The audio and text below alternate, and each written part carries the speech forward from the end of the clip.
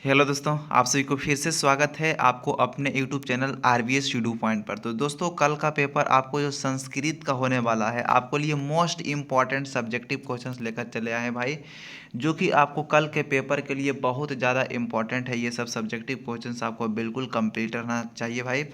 First seating या second sitting दोनों में से किसी भी सीटिंग में आपका एग्जाम है तो आपको बहुत ज़्यादा हेल्पफुल रहेगा ये सब्जेक्टिव क्वेश्चन।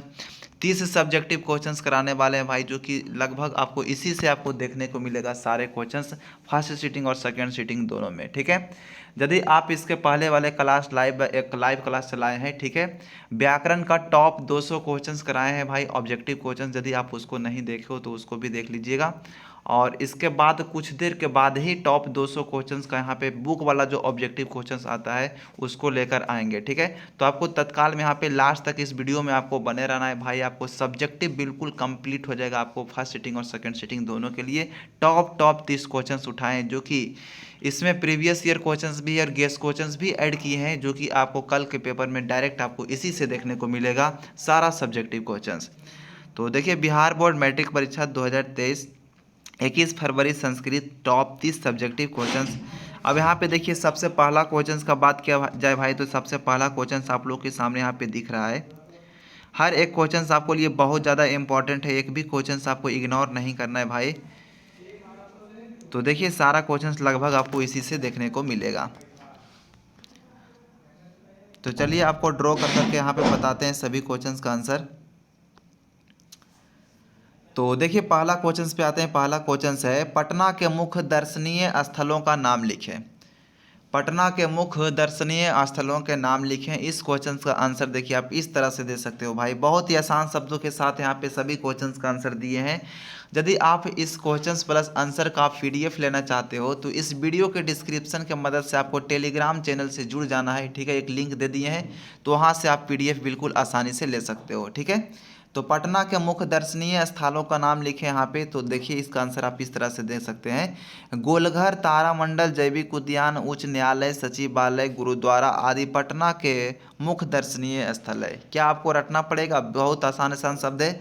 गोलघर, तारामंडल, जैविक उद्यान, उच्च न्यायालय, सचिवालय, गुरुद्वारा आदि पटना के मुख्य दर्शनीय स्थान है। जितना इतना आप लिख दोगे तो आपको नंबर मिल जाएगा। अब अगला क्वेश्चन पे देखिए, ये क्वेश्चन नंबर 2 में क्या है भाई, तो क्वेश्चन नंबर 2 का आंसर आप लोग जल्दी से यहाँ पे देखिए, इस तरह से इसका आंसर आप लोग लिख सकते हो।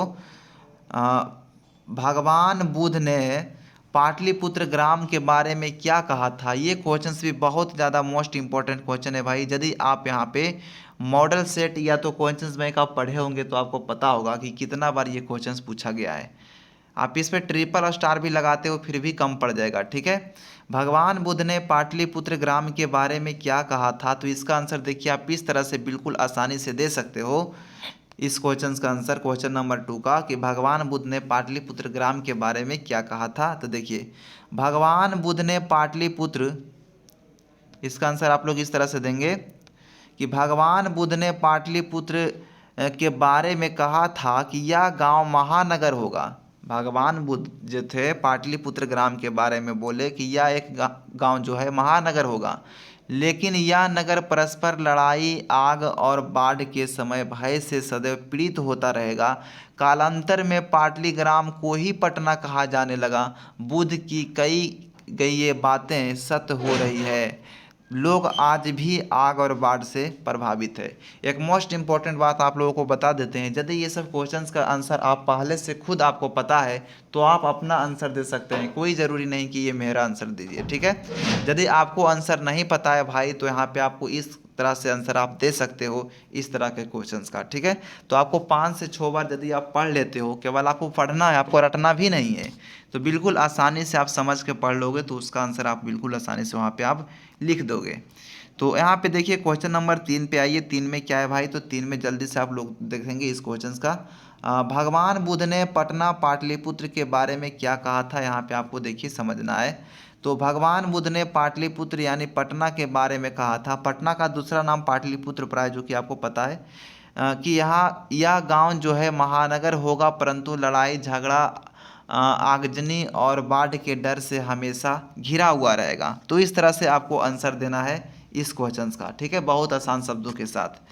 तो अगला क्वेश्चन का बात किया जाए भाई, क्वेश्चन नंबर 4 पे आते हैं। तो 4 भी बहुत ज़्यादा मोस्ट इंपॉर्टेंट क्वेश्चन है अपने आप में। ये क्वेश्चन भी कई बार बोर्ड एग्जाम में पूछा गया है, ठीक है। इस बार बहुत ज़्यादा चांस है भाई ये सब क्वेश्चन आने का। सारा सेलेक्टिव क्वेश्चन यहाँ पे बिल्कुल सेलेक्टेड क्वेश्चन है, एक भी क्वेश्चन को आपको इग्नोर नहीं करना है। आलस कथा पाठ से हमें क्या शिक्षा मिलती है? तो देखिए इस तरह के क्वेश्चंस को आपको कैसे आंसर देना है कि आलस कथा पाठ जो थे, आलस कथा पाठ से हमें यही शिक्षा मिलता है कि आलस मनुष्य का सबसे बड़ा दुर्गुण है। आलस जो है मनुष्य को सबसे बड़ा यहाँ पे क्या है भाई, तो आगे बढ़ने के लिए जो है यहाँ पे लक्ष्य को जो प्राप्ति करता है उसके लिए यहाँ पे रुकावट बन जाता है आलस। तो इस तरह से आप अपना अंदाज में आंसर दे सकते हो यहाँ पे कि आलस कथा पाठ से हमें यही शिक्षा मिलती है कि आलस मनुष्य का सबसे बड़ा दुर्गुण है। आलसी व्यक्ति अपने जीवन में कुछ भी नहीं कर सकता। बिल्कुल सही बात है, जो आलस रहेगा वो अपना लक्ष्य के लिए जो भी काम करेगा वो काम कर ही नहीं सकता है। तो जब काम भी नहीं करेगा भाई तो उसको सफलता भी नहीं मिलेगा। तो बिल्कुल आप आसानी से अपना अंदाज में इसका आंसर दे सकते हो।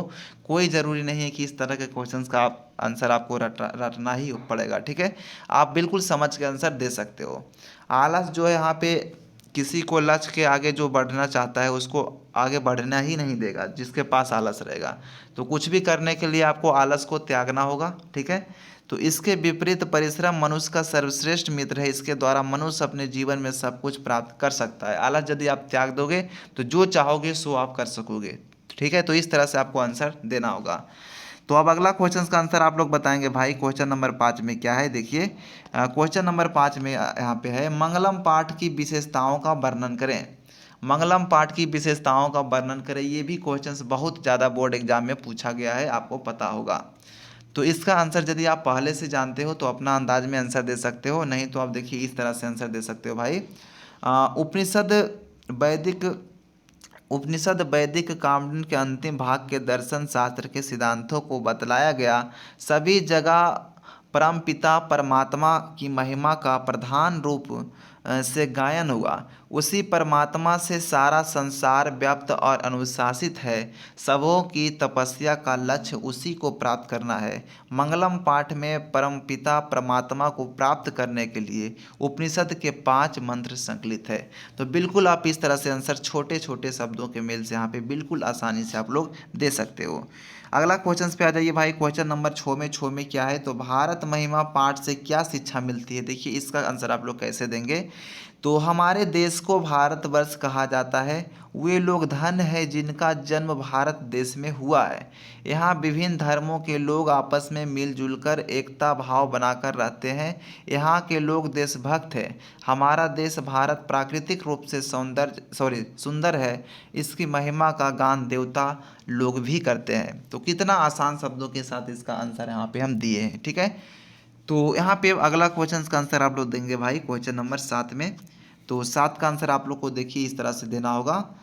भारत महिमा पाठ के अनुसार बताएं कि हमारी मातृभूमि कैसी है।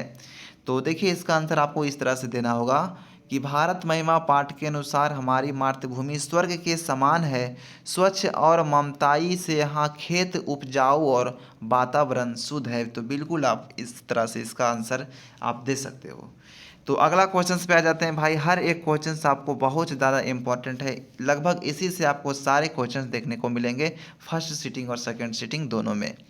तो आपको यहाँ पे हर एक क्वेश्चन आपके लिए बहुत ज़्यादा यहाँ पे इम्पोर्टेंट बन जाता है। नीति श्लोका पाठ में यहाँ पे मूढ़चेता नराधम किसे कहा है? यहाँ पे आप लोग इस तरह के क्वेश्चंस का इस तरह से आंसर आप लोग दे सकते हो कि जो बिना बुलाए हुए प्रवेश करता है, बिना पूछे हुए बहुत बोलता है, अविश्वसनीय पर विश्वास करता है, वैसे ही व्यक्ति को मूढ़चेता नराधम कहा गया है। तो आपको समझ के पढ़ना होगा, ठीक है। आपको रटना नहीं है क्योंकि रटने का समय ही नहीं है। और आप पहले से ये सब क्वेश्चंस का आंसर आपको पता है तो अपना आंसर आप दे सकते हो, कोई दिक्कत की बात नहीं है। अगर नहीं पता है तो आप इसको केवल 3 से 4 बार समझ के पढ़ लीजिए, तो बिल्कुल आप आसानी से इस क्वेश्चन का आंसर आप लोग देंगे, मेरा उम्मीद है। तो अब यहाँ पे देखिए भाई क्वेश्चन नंबर 9 पे आते हैं। 9 में क्या है, जल्दी से आप लोग इस क्वेश्चन को देखेंगे। तो 9 में यहाँ पे देखिए क्या है, आप लोग इस क्वेश्चन का आंसर बताएंगे। नीति श्लोका पाठ के अनुसार कौन सा 3 वस्तु त्याज्य है? तो देखिए इसका आंसर आप लोग देंगे नीति सलोखा पाठ के अनुसार काम, क्रोध और लोभ के ये तीन वस्तु त्याज है। ये तीनों मनुष्य को उसका आचरणहीन बना देते हैं। ये मनुष्य को नरक के मार्ग पर ले जाते हैं। ठीक है, तो इस तरह से आपको आंसर देना होगा। अब अगला क्वेश्चन पे आ जाइए भाई। क्वेश्चन नंबर देखिए 10 पे। 10 में क्या है जल्दी से आप लोग देखेंगे। नीति सलोखा पाठ के आधार पर पंडित के कौन कौन से गुण है। यहाँ पे आप लोगों को देखिए इस तरह से आंसर देना होगा कि जिसको कर्म को देखिए इसका आंसर इस तरह से आपको देना है कि नीति सलोखा पाठ के आधार पर पंडित के कौन कौन से गुण है। तो इसका आंसर आपको देना है देखिए, जिसके कर्म को जाड़ा और गर्मी, डर और खुशी, उन्नति और अवंती बाधा नहीं पहुंचाता है, वैसे व्यक्ति को पंडित कहा जाता है। सभी जीवों में तत्व को जानने वाला, सभी कर्मों में योग को जानने वाला, मनुष्यों में उपाय जानने वाला व्यक्ति पंडित कहलाता है। ठीक है, बिल्कुल आसान आसान शब्द से है आंसर इसका। तो अब अगला क्वेश्चन का आंसर आप लोग बताएंगे। क्वेश्चन नंबर 11 पे आते हैं भाई। 11 में देखिए है कर्ण से दानवीरता पाठ के रचनाकार कौन है। कर्ण किनका पुत्र था तथा उन्होंने इंद्र को दान में क्या दिया। तो देखिए इसका आंसर आप लोग देंगे कि कर्ण से दानवीरता पाठ के रचनाकार भास है। कर्ण सूर्य का पुत्र था तथा उन्होंने इंद्र को दान में अपने जीवन रक्षा के लिए प्राप्त कवच और कुंडल दे दिया। ठीक है, अब अगला क्वेश्चन से यहाँ पे बताएंगे। क्वेश्चन नंबर 12 में क्या है भाई जल्दी से आप लोग देखेंगे। दानवीर कर्ण में इंद्र को दान में क्या दिया। दानवीर कर्ण ने इंद्र को दान में क्या दिया। तो देखिए इसका आंसर आप लोग देंगे, दानवीर कर्ण ने इंद्र को दान में अनेक महत्वपूर्ण वस्तुओं को देना चाहा, लेकिन इंद्र ने किसी अन्य वस्तु को लेने से इनकार कर दिया। उसके बाद कर्ण ने उन्हें अपना कवच और कुंडल दान में दे दिया। तो बिल्कुल क्वेश्चन से रिलेटेड ही आंसर है। यहाँ पे आप लोग बिल्कुल ध्यान से आप लोग पढ़ लेते हो तो मेरा तो कम ही उम्मीद लगता है कि इस तरह के क्वेश्चंस को आपको रटना पड़ेगा। ठीक है, तो बिल्कुल आप इसका आंसर आप अपना अंदाज में दे सकते हो। तो अगला क्वेश्चन पे आ जाइए भाई। Question number 13। 13 में क्या है जल्दी से आप लोग देखेंगे। कर्मवीर कथा से हमें क्या शिक्षा मिलती है। कर्मवीर कथा से हमें क्या शिक्षा मिलती है। तो देखिए कर्मवीर कथा से हमें यही शिक्षा मिलता है कि अब हमारे समाज में ऊंच नीच का कोई भेदभाव नहीं रह गया है। तो बिल्कुल सही बात है। गांव में रहने वाले दलित और निर्धन छात्र भी परिश्रम के बल पर सर्वोच्च शिखर पर पहुंच सकता है। तो कर्मवीर कथा से हमें यही शिक्षा मिलता है कि अब हमारे समाज में ऊंच नीच का कोई भेदभाव नहीं रह गया है। गांव में रहने वाले दलित और निर्धन छात्र भी परिश्रम के बल पर सर्वोच्च शिखर पर पहुंच सकता है। यानी गांव में रहे चाहे शहर में रहे, जहां भी रहे, जो परिश्रम करेगा और जिनका जो शिखर है वो शिखर पर पहुंच ही जाएंगे अपना लक्ष्य पे। ठीक है, तो इस तरह से आप आंसर दोगे। उसके बाद यहाँ पे देखिए आपको समझना है भाई, किसी भी कठिनाई पर विजय प्राप्त कर सकता है यदि आप मेहनत और लगन से और परिश्रम से यहाँ पे आप काम करते हो। तो आप इस तरह से इसका आंसर दे सकते हो, केवल आपको ध्यान से पढ़ लेना है। तो उसके बाद आप 14 का आंसर बताइएगा भाई। क्वेश्चन नंबर 14 में है व्याघ्र पथिका कथा पाठ से हमें क्या शिक्षा मिलती है। तो देखिए इसका आंसर आप लोगों को इस तरह से देना होगा। व्याघ्रपथिका कथा पाठ से लोभ के दुष्परिणाम पर प्रकाश डाला गया है। अल्प वस्तु को पाने के लोभ से आकृष्ट होकर लोग अपने प्राण और सम्मान से वंचित हो जाते हैं। इस पाठ से हमें यही शिक्षा मिलती है कि लोभ के चक्कर में नहीं पड़ना चाहिए, क्योंकि लोभ पाप का कारण है। बिल्कुल सही बात है, लोभ के चक्कर में ज़्यादा नहीं पड़ना चाहिए। लोभ जो है बिल्कुल यहाँ पे ज़्यादा लोभ नहीं करना चाहिए भाई।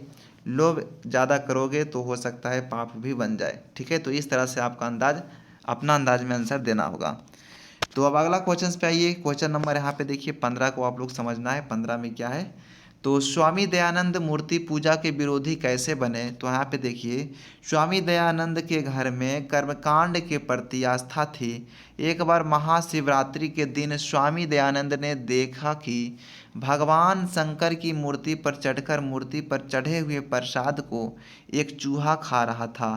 तभी से स्वामी दयानंद को मूर्ति पूजा के प्रति अनास्था हो गई। तो बिल्कुल आसान शब्दों के साथ यहाँ पे आंसर सभी क्वेश्चंस का है। तो अब अगला क्वेश्चंस का आंसर आप लोग बताएंगे भाई। क्वेश्चन नंबर 16 में। 16 में क्या है, तो 16 में है स्वामी दयानंद समाज सुधारक थे कैसे। तो देखिए आधुनिक भारत में समाज और शिक्षा का महान मतलब उद्धारक स्वामी दयानंद थे। उद्धारक आधुनिक भारत में समाज और शिक्षा का महान उद्धारक स्वामी दयानंद थे। समाज में अनेक दूषित प्रथाओं का खंडन कर शुद्ध तत्व ज्ञान का प्रचार दयानंद ने किया। जातिवाद में भिन्नता, छुआछूत, धर्म कार्यों में आडंबर, स्त्रियों की शिक्षा, विधवाताओं को निंदनीय स्थिति पर इन्होंने ध्यान दिया और उसका सुधार किया। स्वामी दयानंद सरस्वती ने 1875 ईस्वी में मुंबई में आर्य समाज नामक संस्था का स्थापना किया। सन 1883 ईस्वी में इनकी मृत्यु हो गई। तो बिल्कुल आसान आसान यहाँ पे सभी क्वेश्चंस का आंसर है भाई, बिल्कुल आप इस तरह से आंसर दे सकते हो। तो आप इसका पीडीएफ आप जरूर, अगर पीडीएफ आप लेना चाहते हो तो इस वीडियो के डिस्क्रिप्शन के मदद से आपको टेलीग्राम से जुड़ जाना है, वहाँ से आप पीडीएफ इसका ले सकते हो। तो क्वेश्चन नंबर 19 पे आइए भाई। 19 में है विश्व शांति। 19 में विश्व शांति पाठ का मुख्य उद्देश्य क्या है? तो बिल्कुल इसका आंसर देखिए आसान शब्दों के साथ यहाँ पे इस तरह से आप दे सकते हो। इसका पीडीएफ आपको लेना बहुत ज़रूरी है, आपको 2 से 3 बार पढ़ लेना है। आपको एग्ज़ाम हॉल के अंदर जाने से पहले बिल्कुल आसानी से आप लोग सभी क्वेश्चंस का आंसर बिल्कुल आसानी से आप लोग लिख दोगे। उसके बाद यहाँ पे 20 में क्या है भाई, जल्दी से आप लोग देखेंगे। तो शास्त्रकारा पाठ में किस विषय पर चर्चा की गई है? देखिए इसका आंसर आप लोग इस तरह से दे सकते हो बिल्कुल आसानी से।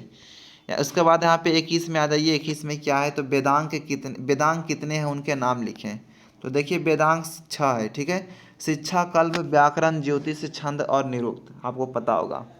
वेदांग कितने प्रकार के होते हैं भाई? तो वेदांग 6 प्रकार के होते हैं। शिक्षा, कल्प, व्याकरण, ज्योतिष, छंद और निरुक्त, आप लोगों को पता होगा पहले से। अब यहाँ पे 22 नंबर पे आता है। 22 में आता है शास्त्र कितने प्रकार के होते हैं। शास्त्र कितने प्रकार के होते हैं उनके नाम आपको लिखना है। तो देखिए भाई भारत में अनेक शास्त्र है जो निम्न है। महाभारत, रामायण, उपनिषद, व्याकरण, शिक्षा, कल्प आदि यहाँ प्राचीन काल में शास्त्रों का परंपरा रही है। उसके बाद यहाँ पे 23 पे आइए। 23 में क्या है? तो 23 में देखिए अशांति का प्रमुख कारण क्या है। मोस्ट इंपॉर्टेंट क्वेश्चन ये सब है। तो इसका आंसर देखिए आप इस तरह से दे सकते हो भाई, आपको 2 से 3 बार पढ़ लेना होगा। पीडीएफ आपको मिल जाएगा इस वीडियो के डिस्क्रिप्शन की मदद से, आपको टेलीग्राम से जुड़ के। उसके बाद यहाँ पे 24 का आंसर आप लोग देखिए इस तरह से दे सकते हैं। चारों आलसियों के वार्तालाप को अपने शब्दों में लिखें। तो देखिए बिल्कुल आसान शब्दों के साथ यहाँ पे इसका आंसर आप इस तरह से दे सकते हो, आप लोग पढ़ लीजिएगा। उसके बाद यहाँ पे 25 पे आइए भाई। 25 में क्या है? तो 25 में बाघ के द्वारा पकड़ लिए जाने पर कीचड़ में फंसे पथिक ने क्या सोचा। यहाँ पे इसका आंसर देखिए इस तरह से आपको देना होगा। उसके बाद यहाँ पे 26 का आंसर आप लोग दीजिए। मध्यकाल में भारतीय समाज में फैली कुरीतियों का वर्णन अपने शब्दों में करें। तो इसका आंसर बिल्कुल आप इस तरह से दोगे भाई, बिल्कुल आसान आसान शब्दों के साथ इसका आंसर आप लोग दे सकते हो। कोई दिक्कत कोई परेशानी की बात नहीं है। तो बिल्कुल आसान शब्द है यहाँ पे इस क्वेश्चन का आंसर देने के लिए। उसके बाद यहाँ पे अब 27 नंबर पे आ जाइए। 27 नंबर में क्या है? संस्कारों के विषय में प्राचीन ऋषियों की क्या कल्पना थी। यहाँ पे देखिए इस तरह से इसका आंसर आप लोग दे सकते हो। बिल्कुल आसान शब्द यहाँ पे है, इसका आंसर इस तरह से आप लोग दे सकते हो भाई। तो अब अगला क्वेश्चन का आंसर आप लोग देंगे, ठीक है। अगला क्वेश्चन का आंसर आप लोग देंगे। तो अगला क्वेश्चन यहाँ पे देखिए 28 नंबर होगा। 28 में क्या है? आर्य समाज की स्थापना कब और किनके द्वारा किया गया। इसका आंसर आप लोग जल्दी से देंगे। तो इसका आंसर देखिए आपको इस तरह से देना होगा भाई, जहाँ यहाँ पे देखिए आसान शब्द से यहाँ पे आंसर इसका बनाया गया है। उसके बाद 29 नंबर पे आइए। 29 भी बहुत ही मोस्ट इंपॉर्टेंट क्वेश्चन है। राम प्रवेश की प्रतिष्ठा कहाँ कहाँ देखी जा रही है। ट्रिपल स्टार लगाइएगा फिर भी कम पड़ जाएगा, आपको कल का पेपर में आपको देखने को मिलेगा, देखिएगा आप, ठीक है। राम प्रवेश की प्रतिष्ठा अपने गांव, विश्वविद्यालय, महाविद्यालय और केंद्रीय प्रशासन में देखी जा रही है। उसके बाद यहाँ पे लास्ट क्वेश्चन नंबर यहाँ पे 30 पे आ जाइए भाई। तो 30 में क्या है? तो 30 में यहाँ पे जल्दी से आप लोग देख लीजिए। मंगलम पाठ के आधार पर सत्य का स्वरूप बताएं। तो इसका आंसर देखिए आप इस तरह से दे सकते हो बहुत ही आसान शब्दों से कि सत्य का मुख स्वर्णिम ज्योतिष आवरण से ढका हुआ है। सदैव सत्य ही विजय होती है। सत्य से ही स्वर्ग का मार्ग विस्तार पाता है। नदियाँ सत्य स्वरूप नाम को त्याग कर समुद्र में समा जाती है। इस प्रकार सब कुछ सत्य में ही अंतर्निहित है। तो आपको अगर ये वीडियो अच्छा लगा हो भाई तो वीडियो को लाइक कर दीजिएगा, और चैनल पर नए तो चैनल को सब्सक्राइब करके बेल आइकन को ऑल करके रखिएगा, ताकि जब जब भी यहाँ पे हम न्यू वीडियो आपको सामने लेकर आए इस चैनल पर तो बिल्कुल उसका नोटिफिकेशन आपको यूट्यूब एप्लीकेशन पर चला जाएगा और एक भी वीडियो आप मिस नहीं करोगे। तो एक बार फिर से आपको बता देते हैं कि यदि आप इसका PDF लेना चाहते हो भाई तो इस वीडियो के डिस्क्रिप्शन के मदद से आपको टेलीग्राम से जुड़ जाना है, वहाँ से आप PDF ले सकते हो, या तो आपको इस वीडियो के डिस्क्रिप्शन के मदद से आप वेबसाइट के द्वारा भी ले सकते हो। ठीक है, तो बिल्कुल आसान तरीका है इसका PDF लेना। बिल्कुल 30 क्वेश्चंस आपको एग्जाम हॉल के अंदर जाने से पहले आपको यहाँ पे देख लेना है। तो सभी क्वेश्चंस आपको बहुत ही मोस्ट इंपॉर्टेंट क्वेश्चंस यहाँ पे है। तो चलिए इस वीडियो को यहीं पे एंड करते हैं। आप सभी को लास्ट तक बने रहने के लिए यहाँ पे धन्यवाद।